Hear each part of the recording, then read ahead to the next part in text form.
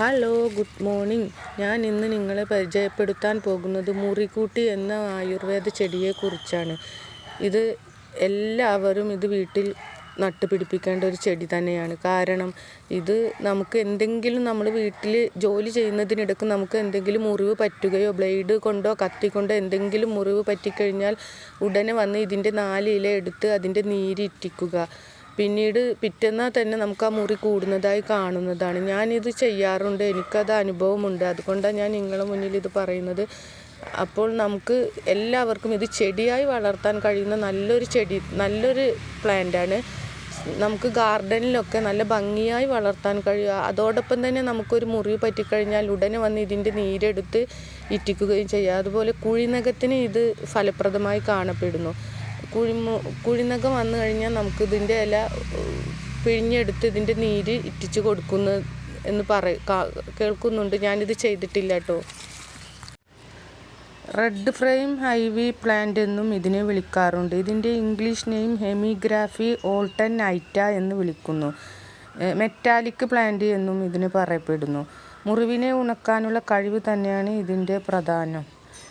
പെട്ടെന്ന് മുറിവ് വന്നാൽ ഉടനെ ഇതിൻ്റെ നീര് ഉടൻ പുരട്ടു. കുറച്ച് കഴിഞ്ഞാൽ തന്നെ അത് പെട്ടെന്ന് മുറിവ് കൂടുന്നതായി അനുഭവപ്പെടുന്നുണ്ട്. ഇത് ഉള്ളിലേക്ക് കഴിക്കുന്ന മരുന്നല്ല. ഹാങ്ങിങ് പോട്ടിലും നമുക്ക് ഇത് വളർത്തിയെടുക്കാവുന്നതാണ്. ഹാങ്ങിങ് പോട്ടിൽ നമുക്ക് ഭംഗിയായി ഇത് തൂക്കിയിട്ട് വളർത്തുമ്പോൾ അതിൻ്റെ ഒരു ഭംഗിയും ആസ്വദിക്കാം. അതോടൊപ്പം തന്നെ നമുക്ക് ഇത് ഉപയോഗിക്കുകയും ചെയ്യാം. മുറിവ് പറ്റുമ്പോൾ ഇത് ഉപയോഗിക്കുകയും ചെയ്യും. അപ്പോൾ ഞാനിത് ഒരു 2-3 കഷ്ണം പൊട്ടിച്ച് കുഴിച്ചിടുന്ന രീതി കാണിച്ചു തരാം. എല്ലാവരും ഇതുപോലെ ചെയ്യണം. നമുക്കിത് കുഴിച്ചിടാം.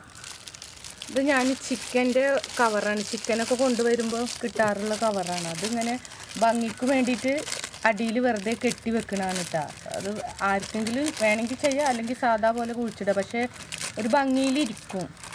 അതുകൊണ്ടാണ് ഇത് ഇങ്ങനെ ചെയ്യുന്നത്. ഇനി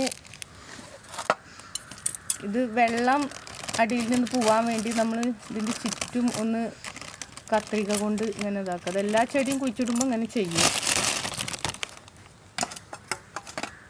ഇത് കിച്ചൺ കമ്പോസ്റ്റാണ് കേട്ടോ. ഇതൊന്ന് മിക്സ് ചെയ്തിട്ട് ചേർക്കുന്നത് നല്ലതാണ്. പിന്നെ ഇത് സാധാ മണ്ണാണ്, വേറെ ഇതിൽ പ്രത്യേകിച്ചൊന്നും ഞാൻ കൂട്ടിയിട്ടില്ല. പിന്നെ ഇത് പിടിച്ച് കഴിയുമ്പോൾ നമുക്ക് ഹാങ്ങിങ് പോട്ടിലേക്ക് മാറ്റുമ്പോൾ വേണമെങ്കിൽ വളം ചേർക്കണമെങ്കിൽ എല്ലുപൊടി എന്തെങ്കിലും ചേർക്കണമെങ്കിൽ ചേർക്കാം. അതിൻ്റെ ഒന്നും ആവശ്യമില്ല. കാരണം ഇത് അധികം പരിചരണമൊന്നും ആവശ്യമില്ല. നനയും നല്ല മണ്ണിൽ കുഴിച്ചിട്ട് നനച്ചാൽ മതി. ഇത് ഞാനൊരു ഭംഗിക്ക് വേണ്ടിയിട്ടാണ് ഈ കവറ് യൂസ് ചെയ്യുന്നത്.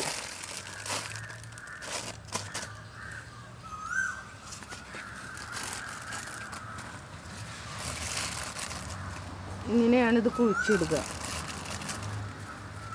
ഇതെല്ലാവർക്കും അറിയുന്ന കാര്യമാണ്. ഞാൻ എങ്കിലും പറയുന്നു, കാണിച്ചു തരുന്നു എന്ന് മാത്രം.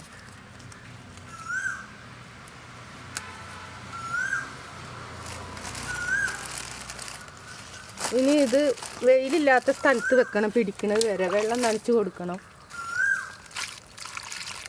ചട്ടിയിൽ വേണമെങ്കിൽ കുഴിച്ചിടാം. ഇതാണ് സംഭവം.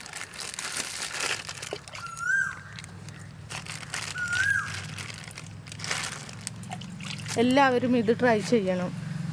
ഓക്കെ. ഈ ചെടി തന്നെ ഞാൻ 2 മാസം മുന്നേ ഹാങ്ങിങ് പോട്ടിൽ പിടിപ്പിച്ചതാണ്.